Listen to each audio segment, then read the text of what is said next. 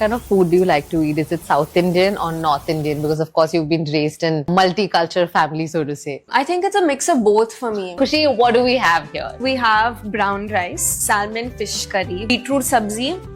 My friends love for some reason coconut milk, palak paneer and bhaji and jawar paratha. And bhaji is to be eaten not with pav but with Paratha.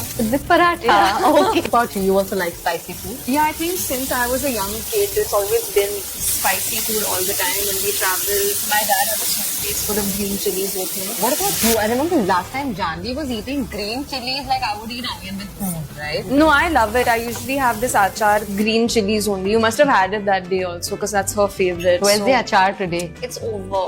Oh.